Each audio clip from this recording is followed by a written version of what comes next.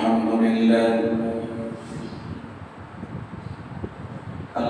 لله نحمده ونستعينه ونستغفره ونؤمن به ونتوكل عليه ونعوذ بالله من شرور أنفسنا ومن سيئات أعمالنا من يهديه الله فلا مضل له ومن يضلله فلا هادي له ونشهد أن لا إله إلا الله وحده لا شريك له ونشهد أن سيدنا وحبيبنا ومولانا محمدا عبده ورسوله أعوذ بالله من الشيطان الرجيم بسم الله الرحمن الرحيم الرحمن علم القرآن خلق الإنسان علمه البيان وقال تبارك وتعالى في آية أخرى ومن آياته خلق السماوات والأرض واختلاف ألسنتكم وألوانكم إن في ذلك لآيات للعالمين وقال رسول الله صلى الله عليه وسلم الماهر بالقرآن مع السفرة الكرام البررة والذي يقرأ القرآن ويتتعتم فيه وهو عليه شاق له أجران أو كما قال عليه الصلاة والسلام صدق الله العظيم وصدق رسوله النبي الكريم ونحن على ذلك لمن الشاهدين والشاكرين والحمد لله رب العالمين سبحانك لا علم لنا إلا ما علمتنا إنك أنت العليم الحكيم মহান আল্লাহ রাব্বুল আলামিনের দরবারে অসংখ্য অগণিত শুকরিয়া জানাই যিনি আমাকে এবং আপনাদের সকলকে আল্লাহ পাকের বহু বড় হুকুম জুমার নামাজ আদায়ের জন্য জামে মসজিদে উপস্থিত হওয়ার তৌফিক আল্লাহ তাআলা আমাদেরকে দান করেছেন। শুকরিয়া আদায় করি বলি আলহামদুলিল্লাহ। কোরআনে কারীমে সূরাতুর রহমান এবং সূরাতুর রূম থেকে আপনাদের সামনে তেলাওয়াত করেছি। রাসূল কারীম সাল্লাল্লাহু আলাইহি ওয়াসাল্লামের নিঃসৃত বাণী মুসলিম শরীফের একটি হাদিসের অংশ বিশেষ আপনাদেরকে শোনাইছি। প্রাণপ্রিয় মুসলমান ভাইরা, আল্লাহ তাআলার অসংখ্য অনুগ্রহ আমাদের উপরে আল্লাহ তাআলা করে রেখেছেন, করছেন, করবেন সামনে। আল্লাহ পাকের অনুগ্রহ ছাড়া আমরা দুনিয়ার ভিতরে এক মুহূর্তের জন্য আমাদের থাকা সম্ভব না।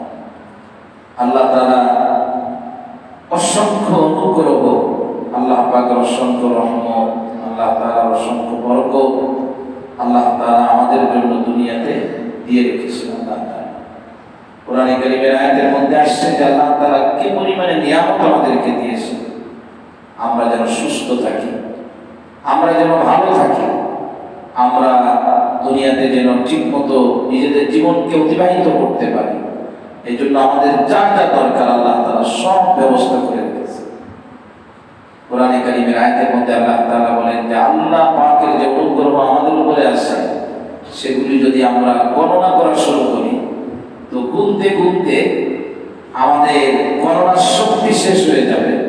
কিন্তু আল্লাহ তাআলা যে অসংখ্য নিয়ামত দিয়ে আমাদেরকে রেখেছে সেগুলো গুণে শেষ করা সম্ভব হবে না। ওয়া ইন তাউদ্দু নি'মাতাল্লাহি লা তুহসুহা, আল্লাহর নিয়ামত গণনা করতে চাইলে এটা গণনা করে কোনোদিন আয়াতে আনা যাবে না, শেষ করা যাবে না। লিখতে গেলে কালি শেষ হয়ে যাবে, লেখক অপারগ হয়ে যাবে, কিন্তু লিখে শেষ করতে পারবে না। আল্লাহ পাক কি পরিমাণে নিয়ামত যে আমাদেরকে আল্লাহ তাআলা দিয়ে রেখেছে, আল্লাহর কি পরিমাণে অনুগ্রহ ভালোবাসা আমরা প্রতিনিয়ত ভোগ করতেছি, এটা আসলে একটু চিন্তা করা দরকার। প্রাণপ্রিয় মুসলমান ভাইয়েরা, আল্লাহ পাক যে সমস্ত নিয়ামত আমাদেরকে দিয়েছেন, আল্লাহ পাক যে সমস্ত অনুগ্রহ আমাদের উপরে করেছেন, এর মধ্যে উল্লেখযোগ্য এবং অত্যন্ত গুরুত্বপূর্ণ একটি অনুগ্রহ হলো যে আমরা কথা বলতে পারি। আমরা মনের ভিতরে যা আছে সেটার বহিঃপ্রকাশ আমরা করতে পারি, আমাদের ভাষা আছে। এটা কত বড় নিয়ামত! আমরা যারা জন্ম থেকেই ভাষা নিয়ে জন্ম হয়েছে, কথা বলতে পারি, বাকশক্তি আছে, তারা হয়তো বুঝি না যে এটা কত বড় নিয়ামত।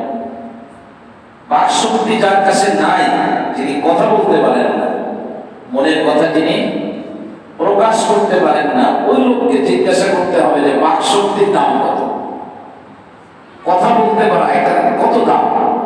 তো সে লোক বলবে যে কুল কায়নাত, আসমান আর জমিনে যা আছে তার থেকেও এটা দামি যে আমি একটু কথা বলতে পারি। আমার চেহারা সুন্দর, আমার হাত সুন্দর, আমি লম্বার দিক থেকে ভালো, স্বাস্থ্যের দিক থেকে দেখতে সুন্দর, কথা বলতে পারে না, কথা বলতে পারে না। চোখ আছে, নাক আছে, কান আছে, মুখ আছে, সবই আছে, কিন্তু বুবা, কথা বলতে পারে না। তো সেই দুনিয়াতে থেকেও না থাকার মতো কষ্ট তার হচ্ছে, সে কথা বলতে পারে না। আর এই কথা বলার শক্তি পৃথিবীর কেউ আমাকে দেয় না। আমার মা আমাকে ভাষার পুরো ক্ষেত্র কিনাইছে, কিন্তু আমার মুখ দিয়ে যে ভাষা বের হয় এটা কে বের করেছে? আল্লাহ বের করেছে, আমাকে বোবা বানান না। এই জন্য আল্লাহ রাব্বুল আলামিন বলেন, আর রহমান, পরম করুণাময় আল্লাহ তিনি আল্লামাল কুরআন, যিনি মানুষকে কোরআন শিক্ষা দিয়েছেন। আগেই বললেন কোরআন শিক্ষার কথা, এরপরে বলেন খলাকাল ইনসান, তিনি মানুষকে সৃষ্টি করেছেন। শুধুমাত্র সৃষ্টি করেছেন তাই না, ওয়া আল্লামাহুল বায়ান, মানুষকে আল্লাহ পাক বাকশক্তি শিক্ষা দিয়েছে, বাকশক্তি দান করেছে। আল্লামাহুল বায়ান, ব্যক্ত করা, আমার ভিতরে কি আছে, আমি আপনাকে কি বুঝাইতে চাই, এটা ব্যক্ত করার মতো ভয়েস আল্লাহ তাআলা আমার কণ্ঠে দান করেছে। যারা বোবা তাদেরকে দেখলে বোঝা যায়। হোটেলে যে খাবার কিনবে, হোটেলের ম্যানেজারকে বুঝাইতে পারে না আমার খাবার দাও, মুখের ভিতরে ভাষা নাই, হাত নাড়ায় নাড়ায় বোঝায়। স্ত্রীকে কোনো কথা বলবে, মুখ দিয়ে কোনো ভাষা বের করতে পারে না, আকার ইঙ্গিতে বোঝানোর চেষ্টা করে। মুসলমান কত কষ্ট তাদের, এই মানুষগুলি কতটা কষ্টের মধ্যে থাকে। সবাই তো আকার ইঙ্গিতে কি বলতেছে বোঝে না, তার মানে বাকশক্তি নাই, কথা বলতে পারে না। আল্লাহ পাক বলেন, আল্লাহ পাক যে দয়ালু, আল্লাহ পাক যে পরম করুণাময়, এর জ্বলন্ত প্রমাণ হলো তিনি মানুষকে কোরআন শিক্ষা দিয়েছেন এবং বাকশক্তি দান করেছে। আল্লাহ কালাম পড়ার মতো যোগ্যতা আমাদেরকে দান করেছেন।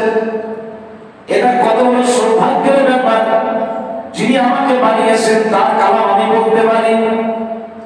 এটা কত বড় সৌভাগ্যের ব্যাপার, যিনি আসমান বানালেন, জমিন বানালেন, যিনি জান্নাত আর জাহান্নামের ফয়সালা করবেন তার ভাষা আমরা পড়তে পারি।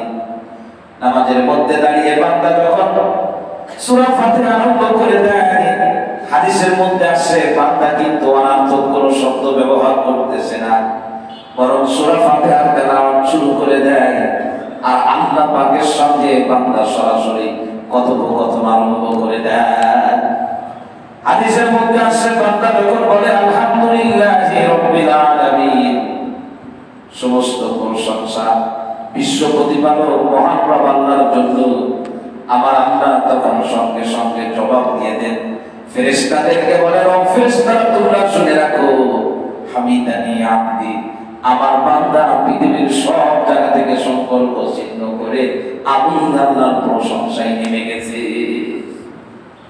বান্দা বলে আল্লাহ আর রহমানির রহিম, আল্লাহ তুমি হলে পরম করুণাময় অধিকারী। আমার আল্লাহ পাক তখন ফেরেশতাদেরকে বলেন, ও ফেরেশতারা শুনে রাখো, আমার বান্দা শুধু আমার হাত করে শেষ করে নাই, বরং আমার বান্দা আমার গুণগান করতেছে। আসনা আলাইয়া আবদি, বান্দা বলে মালিক ইয়াউমিদ্দিন। আমার আল্লাহ তখন জবাব দেন, ও ফেরেশতারা তোমরা শুনে রাখো, আমার বান্দা এবার আমার পরত্ব প্রকাশ করেছে, মাজ্জাদানি আবদি। পুরা নামাজের মধ্যে আল্লাহ পাকের সঙ্গে বান্দা কথা বলতে থাকে, তার কারণ হলো বান্দা নামাজের মধ্যে যে আরবি ব্যবহার করতেছে, কোরআনে কারিম তেলাওয়াত করতেছে, এটাই হলো আমার আল্লাহর ভাষা। এইজন্য মানব সৃষ্টি করার কথা বলার আগেই আল্লাহ পাক নিজের দয়ার কথা বলে বললেন, মানুষকে আমি কোরআন শিখাইছি। এরপরে বলেন, মানুষকে সৃষ্টি করলাম, বুবা বানাইলে কেউ কথা বলতে পারতো না। আল্লাহ পাক বলেন, আমি আল্লাহ আমার পক্ষ থেকে মানুষকে বাক শক্তি দান করে দিলাম। পৃথিবীতে চলতে গেলে তার কথা বলা লাগবে, কথা যদি বলতে না পারে নিজের পরিচয় তুলে ধরতে পারবে না, নিজের প্রয়োজনের কথা কাউকে বলতে পারবে না, ভালোবাসা নিবেদন করতে গেলে তাও কেউ বুঝবে না, বড় বিপদের মধ্যে চলে যাবে। এজন্য আমি আল্লাহ আমার বান্দারে বাক শক্তি দান করে দিলাম। বাক শক্তি কে দান করেছে? আল্লাহ। মাঝে মধ্যে এমন হয় গলার স্বর বসে যায়, কি যে চেষ্টা করি আমি। আর যদি এমন হয় যে সামনে জমা আমার বাক শক্তি বসে গেছে, আমার রুমের মধ্যে গেলে দেখবেন যে একেবারে টেবিলের উপরে আমার চোখের সামনে লবঙ্গ রাখা। মনে হয় যে যদি এমন কোনো সিস্টেম থাকতো যে লবঙ্গ একটু বেশি দিলে এখনই গলা ভালো হয়ে যাবে, তো কেজি খানিক লবঙ্গ কিনে দিতাম। কাজ হয় না। লাল চা খাই, কাজ হয় না। গরম পানি লবণ দিয়ে গরম করি, কাজ হয় না। কারণ এই যে এমন এক জায়গা থেকে আসতেছে, পৃথিবীর কোনো মানুষের হাতে সেখানে কিছু নাই। এটা আল্লাহ পাককে কণ্ঠ তৈরি করে দেয়, আল্লাহ পাকই কথা বলা। মাগরিবের নামাজে কিরাত পড়ছি গত কয়েকদিন, কিছুই বোঝেই নাই মুসাল্লিরা, মনে হয় এমন অবস্থা। আমার তো নিজের কাছে বড় খারাপ লাগে, এতগুলো মুসাল্লি আসে মাগরিবের নামাজে, আমি কিরাত পড়তেছি কেউ বুঝতেছে না। তখন এই আয়াত বারবার মনে পড়ে, মনে হয় সত্যি যে বাক শক্তি আব্দুল কুদ্দুসের নিজের না, এটা কোনো ডাক্তারের হাতে না, কোনো ইঞ্জিনিয়ারের হাতে না। এই বাক শক্তি আমাকে আমার ভিতরের জিনিস প্রকাশ করা যে এক পাওয়া এবং এক ভালো যোগ্যতা আল্লাহ আমাকে দান করেছেন, এটা স্বয়ং আল্লাহ ছাড়া পৃথিবীর আর কেউ দেয়। এটা আল্লাহ স্মরণ করে গেলেন, এই কণ্ঠ দিয়েছেন আল্লাহ। আল্লাহর জন্য এই কণ্ঠ ব্যয় করা দরকার। আমরা আল্লাহর জন্য ব্যয় করতে পারি না। কণ্ঠ একটু সুন্দর, তাই আমি অন্য কিছু হয়ে গেছি, দুনিয়ার অন্য কিছু হয়ে গেছি। কিন্তু এই চিন্তা একবারও করে না, যিনি আমাকে কণ্ঠ দিলেন উনি যদি শুধু কাটা উল্টা করে রকম খুলে দেন, হাজারো লাইট টানানো থাকবে, বাল্ব থাকবে, রক লাইট থাকবে, কাটা উল্ট খুলে দিলে কিন্তু একটা লাইটও জ্বলবে না। সুইচ যত দামি হোক না কেন, ফ্যান যত কোয়ালিটি পূর্ণ হোক, এসি যত হাই ফাই কোম্পানি হোক না কেন, কাটা উল্টে ওইখান থেকে যদি নামায় দেয়, কোনদিন আপনার এসি আপনাকে ঠান্ডা বাতাস দিবে না, ফ্যান চলবে না। চিন্তা করে না, মানুষ কণ্ঠ দিয়ে আল্লাহর কালাম পড়তে হবে, আল্লাহর কথা বলতে হবে, সে শয়তানের কথা বলে। কখনো কণ্ঠ দিয়ে সে ভয় রুজু করে আল্লাহর বিধানের বিরুদ্ধে কথা বলে। চিন্তা করে না যে আমাকে বুবা বানাইতে আমার আল্লাহ শনিবার মঙ্গলবার লাগবে না, একদম ঠেকায় দেবে, আর কথা বলতে পারবো না। একসময় অনেক কথা বলতে পারতাম, এখন কিছুই বলতে পারি না। আল্লাহ তাআলা বলেন যে বেশি বড়াই করো না, গর্ব করো না, বেশি বড়াই করো না, গর্ব করো না। তোমাকে যেমন সুন্দর করে বানিয়েছি, অসুন্দর বানাইতে আমার সময় লাগবে না। যে মিস্ত্রি মোটরসাইকেলের পার্টসপাতি সেট করেন, আপনি মোটরসাইকেলের পার্টসপাতি সব সেট হয়ে গেল, এখন আপনি খুব গর্ব করতেছেন মিস্ত্রির উপরে। মিস্ত্রি যদি ইচ্ছা করে সবকিছু খোলা রাখবে না। ওই মোটর সাইকেলের একটা জায়গা আছে বিদ্যুৎ ট্রান্সফার হয়, ছোট্ট একটা কাঁড়াউলের মতো সাদা, মিস্ত্রি তার কোনো এক ফাঁকে ওই জায়গা থেকে ওইটা সরায় রাখবে, সারাদিন বসে বসে কিক দেবেন, মোটর সাইকেল স্টার্ট করতে পারবেন না। এ যদি একটা ওয়ার্কশপের একজন মিস্ত্রিই পাওয়া, রব্বে কারীম বলে কুন ফায়াকুন, হয়ে যাবে। তোমার মতো লোক ঠেকাইতে আমি আল্লাহ শনিবার মঙ্গলবার আর ঘন্টা পরে ঘন্টা সময় লাগবে। কিন্তু আমরা বুঝি নাই, আমরা এখন অবুঝ হয়ে গেছি। আল্লাহ পাক বলে ঠেকানোর জন্য আমার কাছ থেকে এমন এমন মাধ্যম আছে, কুল কিনারা পাবো না এমন ভাবে ঠেকে যাওয়া। এই জন্য মাননীয় প্রধানমন্ত্রীর একটা কথা মাঝে মধ্যে আমি বলি, কনফারেন্সে কোনো একটা জায়গায় আমার ডিসি অফিসে একটা প্রোগ্রামে ছিলাম, ওই সময় আমি বলতেছিলেন যে আল্লাহর কি শক্তি করোনা ভাইরাস দিয়ে আল্লাহ বোঝাই দিয়েছে। আসলেই শক্তি, কিন্তু আগে থেকেই বিশ্বাস করি মহান রবের শক্তির কাছে আমি কিছুই না। কিন্তু সেই মহান আল্লাহ হুকুমের বিপক্ষে, মহান আল্লাহর সঙ্গে পাল্লা দেওয়া, এটা আমাদের মানসিকতা হয়ে গেছে। অথচ আমাকে ধরতে আমার আল্লাহ সময় লাগবে না, ফিরআউনকে ধরতে সময় লাগে না, নমরুদকে ধরতে এক মুহূর্তের প্রয়োজন হয় না, আবু জাহেল আর উতবা সাহেবকে দুনিয়া থেকে পাঠাইতে আল্লাহ এক জাররা পরিমাণ কোনো পয়সাও খরচ হয় না। আমরা বুঝি না, আমাদের বুঝের বড় অভাব। আমরা শয়তানের ধোঁকায় পড়ে অবুঝ হয়ে যাই অনেক সময়। আল্লাহ পাক আমাকেও তৌফিক দান করে, সহি বুঝ নিয়ে চলার তৌফিক আল্লাহ তাআলা দান। বাক শক্তি কে দিয়েছেন? আর বড় বৈচিত্র্য কোরআন শরীফের আয়াতের মধ্যে আসছে। সবার বাক শক্তি কিন্তু একরকম না। কেউ তার ভিতরের জিনিসটা এমন ভাবে প্রকাশ করে যা আমার সঙ্গে কোনো মিল নাই। আমি পানিরে পানি বলি, কোন রকম একই দেশের ভিতরে নোয়াখালীতে গেলে পানিরে হানি কয়, আবার যদি চিটাগাঙে যান পানিরে কি বলতেছে আপনি বুঝতেই পারবেন না। বলে এই যে বৈচিত্র্য এক এক জায়গায় এক এক রকম। আমি বিদেশের কথা বলবো না, দেশের কথা বলবো। বরিশালের লোক যদি সাতক্ষীরাতে যান, বহু শব্দ একজনের তার একজন বুঝবে না। চিটাগাঙের লোক যদি পরস্পরের ঝগড়া লেগে যান, আপনি তাই শুধু চিন্তা করবেন আল্লাহ কোন বিপদে পড়ে গেলাম, একটাও তো শব্দ বুঝি না। মুসলমান এই যে বৈচিত্র্য, আল্লাহ পাক বলেন এই বৈচিত্র্য কোন আঞ্চলিকতার কারণে হয় না, পৃথিবীর কোন মানুষের দুর্বলতার কারণে এমন বৈচিত্র্য হয় না।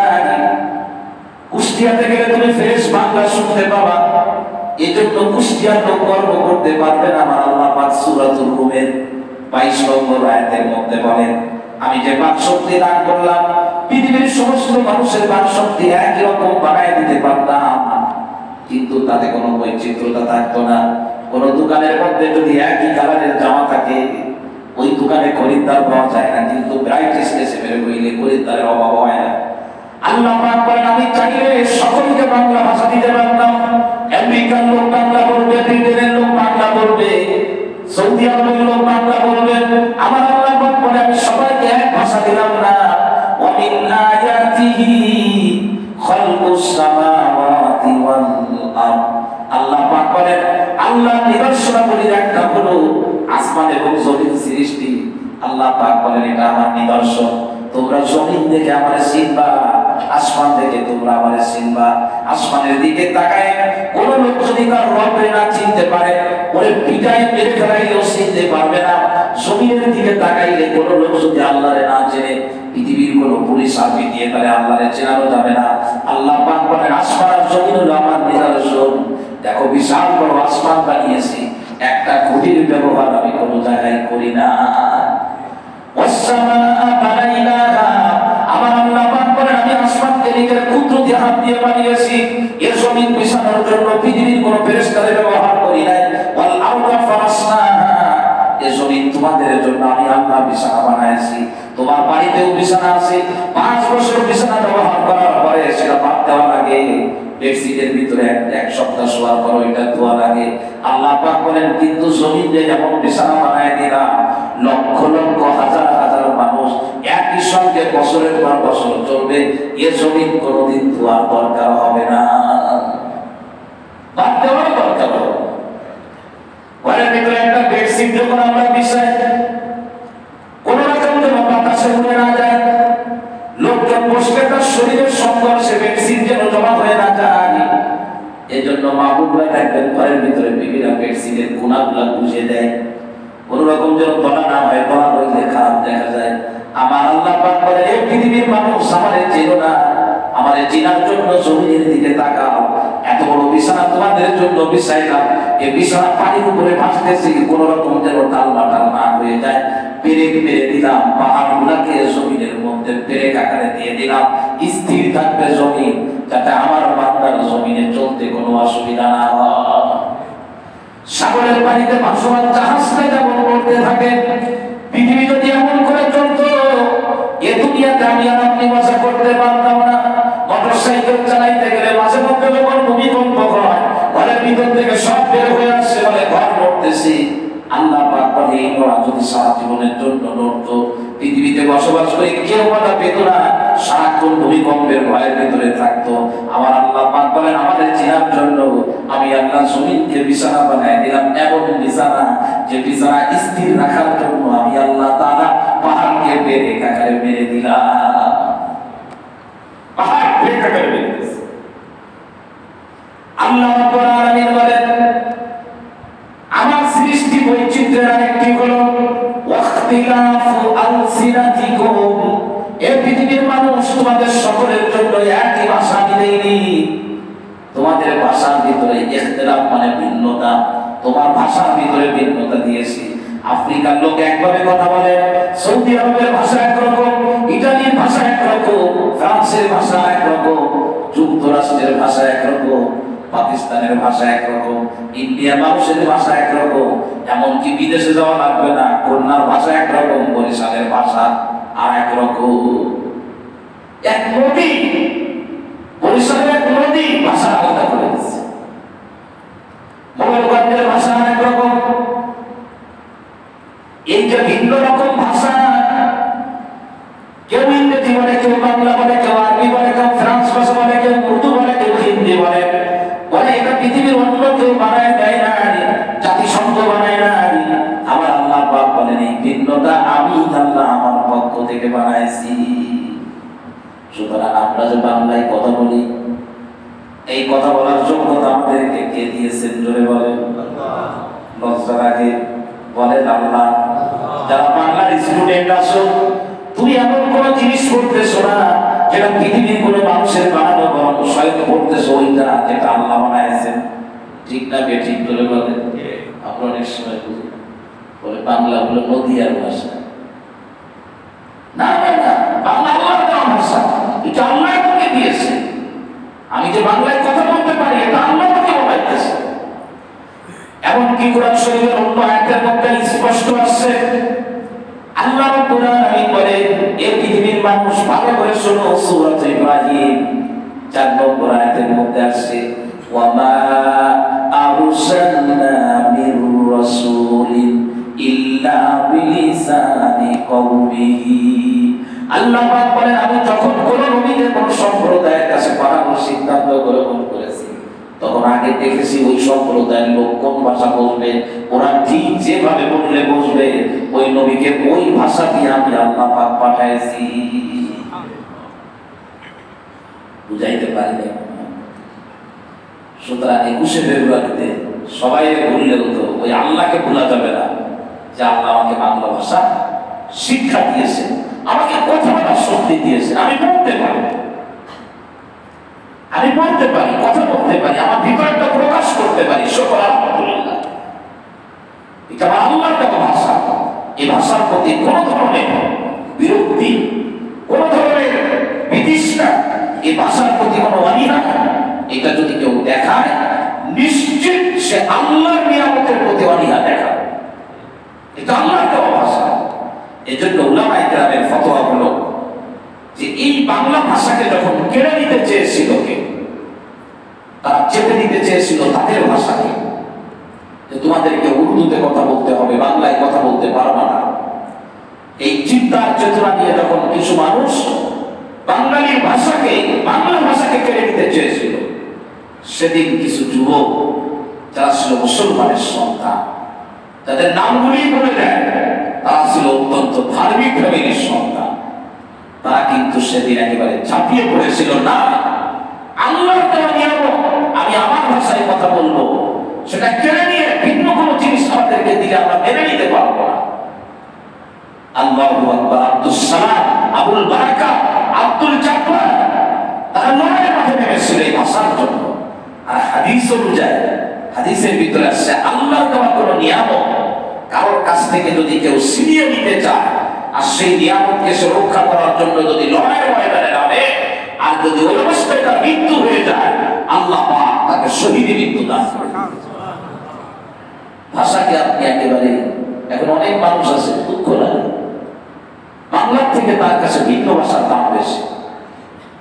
আমি একটু পরেই বলবো যে বাংলার থেকে এই দুনিয়াতে যদি কোনো ভাষার দাম দিতে হয় সেটা কোন ভাষা হবে? আমি বাংলার থেকে, আমার বাংলা ভাষার থেকে অন্য কোনো ভাষাকে আমি মুসলমানের হিসেবে অতটা গুরুত্ব দিতে পারি না, কেবলমাত্র আরবি ছাড়া। আরবিকে গুরুত্ব দেবো ভিন্ন কারণে, সেটা কোন ভাষার কারণে না। খুব ভালো করে শুনতে হবে, এটা ইমানের দাবি। কথা বলতে গেলে আমরা বাংলা বাদ দিয়ে অন্য কথা বলাকে পছন্দ করি, আর অন্য কথা বলা এটা আমাদের কাছে মনে হয় গর্বের ব্যাপার। জানি সুবহানাল্লাহ, কিন্তু বিশাল বড় শিক্ষিত ভিন্ন দেশের ভাষা বলতে পারে না। একজন তার বাপের নাম বলতে পারে না, কিন্তু চাচার নাম বলতে পারে।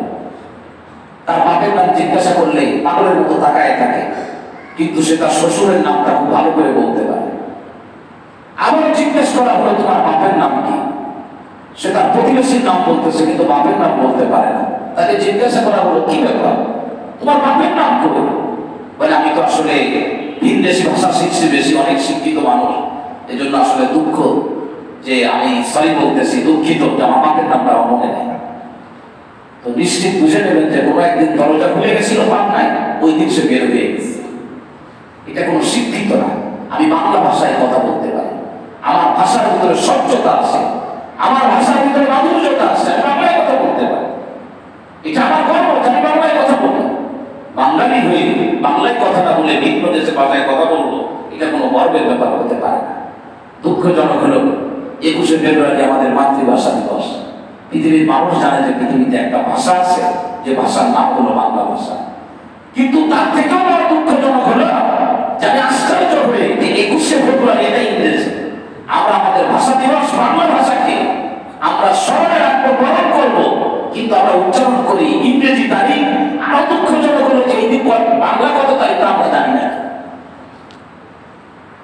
বড় দুঃখ।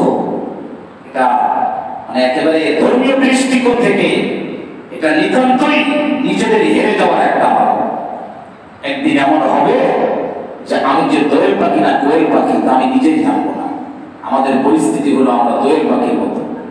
দোয়েল পাখি জানে না যে সে জাতীয় পাখি, সে জানে না তার কি মূল্য, সে জানে না যে আমি দেখতে ছোট কিন্তু হাজারো বড় পাখি থেকে আমার দাম বেশি। এটা দোয়েল পাখি জানে না।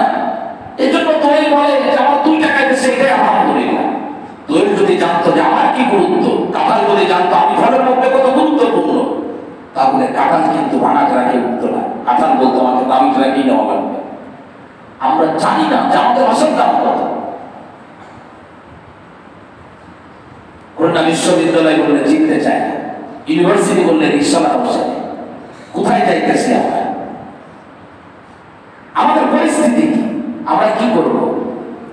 তাই আমাকে মাফ করে দিয়ে আল্লাহর রাস্তায় এটা বসে আসে, কিন্তু যদি তার একটু সরি বলা যায় সে মহা খুশি হয়।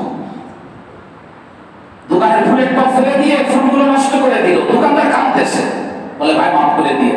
দোকানদার বলছে তোর কোনো পাপ নাই, ক্ষমা নাই। বলতেছে সরি, ঠিক আছে দাম চলে যান। এগুলো আমাদের অবস্থা, বর্তমান সমাজের অবস্থা।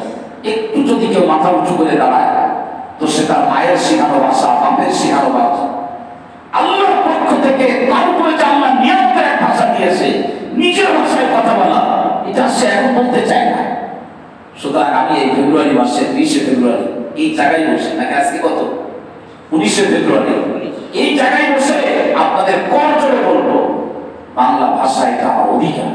বাংলা ভাষা আল্লাহর দেওয়া নিয়ামত, এটার মধ্যে পাণ্ডিত্য অর্জন করা, এটাকে সুন্দরভাবে বলতে পারা, এটা আমার অধিকার। এটা আমাকে চেষ্টা করতে হবে যে আমি আমার ভাষায় আমার মানুষগুলিকে আমি কোরআনের কথা বোঝাবো, আমার ভাষায় আমি পৃথিবীর মানুষকে কোরআনের কথা শিখিয়ে দেব। এটা আমাকে বুঝতে হবে। আমরা কেন যেন বাংলা থেকে অনেক দূরে চলে যাচ্ছি। প্রাণ প্রিয় মুসলমান ভাইয়ের আমার, এরপরে বাংলা কত তারিখ? 21শে ফেব্রুয়ারি। তো আমি একটু আগে চিন্তা করতেছিলাম এগুলি লিখে রাখি মাঝে মধ্যে বলার জন্য। আরো দুঃখ লাগে যে আমরা বাংলা মাসের নামও জানি না, অথচ একদম থেকে তেতুলিয়া, বাংলাদেশের এক প্রান্ত থেকে আর এক প্রান্ত, ধর্মীয় দৃষ্টিকোণ থেকে বলতেছি, অধর্মের দৃষ্টিকোণ থেকে না, এদেশের মানুষ হিসেবে বাংলাদেশের আবহাওয়ার হিসাব অনুযায়ী বছরকে যে 12টা মাসে ভাগ করা হয়েছে, কখন মাস শুরু হয়, কখন মাস শেষ হয়, কোন দিন কত তারিখ, কোন সিজনে কি ফল চাষ করা যায়, এটা আমাদেরকে জানতে হবে। ইরিধান বৃষ্টির মৌসুমে হয় না, ইরিধানের একটা মৌসুম আছে, এটা জানার একটা আপনারা। একজন আমের গাছ লাগাইলো খরা মৌসুমে, না গাছ লাগানোর মৌসুম খরা মৌসুম না, ওটার জন্য একটা মৌসুম আছে, তখনই লাগাইতে হয়। এই জন্য আপনাকে বাংলায় 12 মাসের নাম জানা, এটা আপনার দায়িত্ব। আপনি জানবেন যে বাংলায় 12টা মাস কি কি, বৈশাখের পরে কি আসে, তারপরে কি আসে, আপনাকে জানতে হবে। 21শে ফেব্রুয়ারি কত তারিখ, তাও আপনাকে জানতে হবে, তাও আপনাকে জানতে হবে। এই তারিখে এটা বাংলা তারিখ বলবেন, আগে বলবেন আটি ফাল্গুন, এটা গলা উঁচু করে বলবেন, মুসলমানের সংখ্যা। লজ্জা নাই করো, এটা আমার মা আমাকে শিখিয়েছে এইভাবে বলা, যে এই দিনকে তুমি আটি ফাল্গুন বলো। আমি বলবো আমার মাতৃভাষা দিবস আটি ফাল্গুন, আমি 21শে ফেব্রুয়ারি আগে বলবো না। কেন জানি আমরা সব জায়গায় এলোমেলো হয়ে যাইতেছি। আল্লাহ তাআলা আমাদের সকলকে তৌফিক দান করেন, আমরা বাংলা ভাষা ভালোভাবে শিখবো ইনশাআল্লাহ। শিখবো তো ইনশাআল্লাহ, শিখবো তো ইনশাআল্লাহ। কোথায় যাব, কোথায় যাবেন, কার ব্যাপারে সাহেব বলা যায়, কাকে আপনি আপনি বলা যায়, কাকে তুমি বলা যায়, এগুলি শিখতে হবে।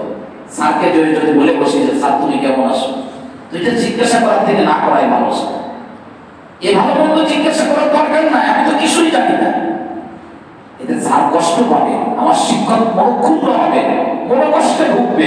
আমি এরকম বলবো না। আমি বাংলা ভাষা প্রয়োগের ক্ষেত্রগুলি কোথায় কিভাবে কিভাবে বলতে হবে আমাকে শিখতে হবে। আমি মাঝে মধ্যে বলি, বিশেষ করে যখন রেডিওতে আমি প্রশ্নের উত্তর দিই শুক্রবার, আমি মাঝে মধ্যে স্টুডেন্টদেরকে বলি, যখন আমার সঙ্গে কেউ বসে, যে আমরা বলি যে আমার একটা সিটি আসছে, অথচ উচ্চারণের ক্ষেত্রে সিটি তো কোনোদিন হতে পারে না। এটাকে আপনি বলবেন যে আমার কাছে একটা চিঠি এসেছে, সেটা উচ্চারণ আপনাকে জানতে হবে। আপনি চ এবং স এই দুইটার উচ্চারণের পার্থক্য ভুলে গেলেন। আমি অটোওয়ালাকে বললাম, ভাই তুমি যাবো বাংলাদেশ বেতার, বাংলাদেশ বেতার তো হবে না, এটা একার দিয়ে বেতার বলবেন আপনি। এভাবে করে আমাদেরকে বাংলা ভাষা স্বচ্ছতা সৌন্দর্যতা এটা হারিয়ে ফেললে হবে না, ফিরিয়ে আনতে হবে, চেষ্টা করা সকলের জন্য। আমি মনে করি এটাকে যদি আল্লাহর নিয়ামত হিসেবে, আল্লাহর দেওয়া নিয়ামত রক্ষার নিয়তে কেউ চেষ্টা করে, তো অবশ্যই এর জন্য আল্লাহর পক্ষ থেকে সে কি পাবে, নেকি পাবে। এখন কথা হলো বাংলার পরে আর কি শিখবো? পৃথিবীতে যত ভাষা আছে সব ভাষা বাংলা। কোনো ভাষার প্রতি আমার কোনো ধরনের আমার দ্বিমুখী বা ভিন্নমুখী কোনো নজর নাই। প্রত্যেকটা ভাষার প্রতি আমার সম্মান আছে। আমি আমার এই দেশের মানুষ হিসেবে বাংলা ভাষাকে সর্বোচ্চ শ্রদ্ধার নজরে দেখি। আর হলো যে আমি ধর্মীয় দৃষ্টিকোণ থেকে, আমি যেহেতু একজন মুসলমান, দুনিয়া আমার ক্ষণস্থায়ী জায়গা, স্থায়ী জায়গা হলো জান্নাত। এই জন্য পৃথিবীর ওই ভাষাকে আমি গুরুত্বের সাথে শিখব যে ভাষা আমার কবরে রাখবে, যে ভাষা আমার নামাজে রাখে, যে ভাষা আমার স্বচ্ছতার জন্য লাগে, যে ভাষা আমার জবাবদিহিতার জন্য লাগে, যে ভাষা আমার ফুলসিরাতে দরকার হবে, যে ভাষা কিয়ামতের ময়দানে দরকার হবে, সেই ভাষার নাম হলো আরবি ভাষা। এই জন্য রাসূল করিম সাল্লাল্লাহু আলাইহি ওয়াসাল্লাম তার এক সাহাবী হযরত উমর ফারুক রাদিয়াল্লাহু তাআলা বলেছেন, তাআল্লামুল আরাবিয়্যা, তোমরা আরবি শিখবে, তোমরা আরবি শিখবে। তার কারণ ফাইন্নাহা মিন দীনিকুম, আরবি হলো তোমাদের ধর্ম, তোমাদের দ্বীন। যেহেতু আমাদের কোরআন আরবি, কবরের ভাষা আরবি, কিয়ামতের ময়দানের ভাষা আরবি, নামাজের ভাষা আরবি, এই জন্য আমাদেরকে বাংলার সাথে সাথে গুরুত্বের সাথে আমাদেরকে আরবি শিখতে হবে। কারণ এই ভাষা না শিখলে কোরআন বুঝতে পারবো না, এই ভাষা না শিখলে হাদিস বোঝা সম্ভব হবে না। এই ভাষা যদি আমি না বুঝি, আমি কবরের মধ্যে কোনো সওয়ালের জবাব দিতে পারবো না। এই ভাষা না বুঝলে আমি যে মানুষ, আমার মনুষ্যত্বকে আমি ধরে রাখতে পারবো না। এই জন্য অবশ্যই আমাকে আরবি শিখতে হবে। আরবি শেখার ব্যাপারে আমাদেরকে চেষ্টা করতে হবে, স্বচ্ছ সুন্দরভাবে আরবি পড়তে হবে। ওই আমরা যেভাবে একেবারে এলোমেলো করে আরবি পড়ি ওইভাবে পড়লে হবে না। আরবি যদি কেউ সুন্দর করে পড়ে, এ আরবি তার আকলকে পরিষ্কার করে দেয়। হযরত ওমর ফারুক রাদিয়াল্লাহু তাআলা বলেন, ফাইন্নাহা তুসাদ্দিদুল আকলা। আরবি যদি কেউ ভালো বলতে পারে, ভালো করে আরবি পড়ে, তো সে বিক্রি হয় কম, সে নষ্ট হয় কম, তার সৌন্দর্যতা হারিয়ে যায় কম, সে ধরে রাখতে পারে। এই জন্য আমরা আরবি শিখবো, সবাই চেষ্টা করবো আরবি শেখা। আলহামদুলিল্লাহ আমাদের অনেক স্কুলের ভাইরা আছে যারা খুলনা ইউনিভার্সিটিতে পড়তেছেন, তারা আরবি পড়ে। আমার বড় ভালো লাগে। আমার এক আত্মীয়, সে দেখি যে মাঝে মধ্যে মোবাইলে কি করতেছে বেশ লম্বা সময় ধরে, বলে কি করো? তো আমার বলতেছে, তোলা ভাই আমি আরবি পড়াচ্ছি। তো আমি বলে, তুমি শুয়ে আসো, কাকে কিভাবে আরবি পড়াচ্ছ?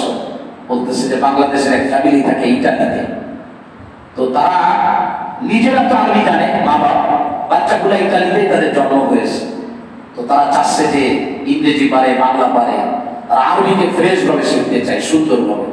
তো বলে যে সুন্দর করে শেখানোর জন্য তারা আমার সঙ্গে তাদের যোগাযোগ করে দিচ্ছে একজন, আমি প্রতিদিন আধা ঘন্টা করে তাদেরকে আরবি শেখাই। এখন শেখাটা কত সহজ হয়ে গেছে। আমি বললাম, একটু শোনাও আমাকে। ওই বাচ্চাটা ওইখানে বসে পড়তেছে, কত সুন্দর কণ্ঠটা, এত সুন্দর করে সূরা বুরুন পড়লো। সত্যি আমার বলে যেটা খুব খুশি হয়ে গেছে যে মানুষ এখনো কোরআনে কারিম শেখে। আমরা শিখবো ইনশাআল্লাহ। আমরা যারা আমাদের হাতের কাছে অনেক ভালো ভালো কারি আছেন, কোরআন তেলাওয়াত করতে পারে, শিখবো তাদের কাছ থেকে। আর কোরআন শেখার একটা সহজ উপায় হলো ফজর থেকে নিয়ে মাগরিবের নামাজ, এই ইশার নামাজ পর্যন্ত 5 ওয়াক্ত নামাজ কেউ যদি জামাতের সাথে পড়া, এটা যদি বাধ্যতামূলক করে নিতে পারে, তো আর কিছু না হোক সে কোরআন তেলাওয়াত শুদ্ধভাবে শিখে যাবে। কারণ বারবার সে শুনবে ইমাম সাহেব পড়তেছে সূরা ফাতিহা, আলহামদুলিল্লাহি রাব্বিল আলামিন, তো এই উচ্চারণ তার কানের ভিতরে বারবার ঢুকবে। আমরা এখানে যারা বসা আছি, আরবি ভাষা সহজ, খুবই সহজ। এখানে যারা আমরা আছি, আমরা সবাই আজান দিতে পারি না? কিভাবে পারি? আমরা কি আজান শিখছি কোনোদিন? আমাদের পড়াশোনায় তো কোনোদিন আজান শিখি নাই। আমরা শিখলাম কিভাবে? বলে প্রতিদিন আজান যে 5 বার শুনি, ওটা আমার মুখস্থ হয়ে গেছে। আজান বাংলায় দেয় না, আজান আরবিতেই দেয়। আজান এক জায়গায় করলে বেশ লম্বা হয়, কিন্তু আমরা সকলেই দিতে পারি, সকলেই দিতে পারি। তো বারবার যদি আমরা সূরা ফাতিহার তেলাওয়াত শুনি, ছোট ছোট সূরাগুলোর তেলাওয়াত শুনি, তো আল্লাহ চায় তো আমার কণ্ঠ দিয়ে বের হয়ে যাবে ইনশাআল্লাহ। আর সবথেকে বড় সহজ হলো, আমরা যারা যুবক আছি, এখন আমাদের সুযোগ আছে। আমরা এখন বিভিন্ন মাধ্যম হয়ে গেছি, মশকুল কোরআন, মশকুল কোরআন, মশকে কোরআন, এটা আপনি ঘরের মধ্যে বসে বসেও শিখতে পারেন। এটা অনলাইনে চালু করে দিলে ওরা পড়বে, আপনাকে সময় দেবে, আপনি তার সাথে সাথে উচ্চারণ করবেন সুন্দর করে। ওরা পড়বে, ইন্না আ'তাইনাকাল কাউসার, থেমে যাবে, আপনি বলবেন, আবার বলবে, ওরা দেখবেন যে একেবারে সুন্দর করে মিলানো। ইচ্ছা থাকলে শিখতে পারবে।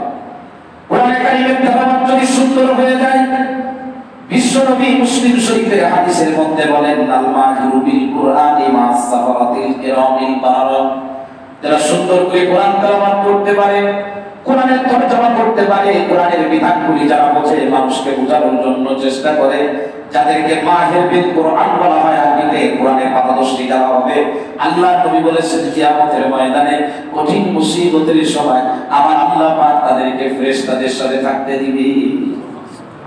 এখন যারা ভালো করে পারে না, তেলাওয়াত করতে পারে কিন্তু তরজমা করতে পারে না, অথবা ভালো করে করতে পারে না কিন্তু হাত ছেড়ে দেয় না, বারবার চেষ্টা করে, সকালে চেষ্টা করে, বিকালে ভুলে যায়, আবার চেষ্টা করে। নবী আমার বলেন, কোন লোক যদি কোরআনে কারীম তেলাওয়াত শেখার জন্য চেষ্টা করে, ওয়ায়াতাতাউ ফীহি ওয়া হুয়া আলাইহি শাক্কুন, বারবার বেঁধে যায়, তার কষ্ট হচ্ছে, খুব কষ্ট হচ্ছে, তারপরেও হাত ছাড়ে না, কোরআন শরীফ নিয়ে বারবার মসজিদের দিকে যায়, হুজুরের সামনে বসে।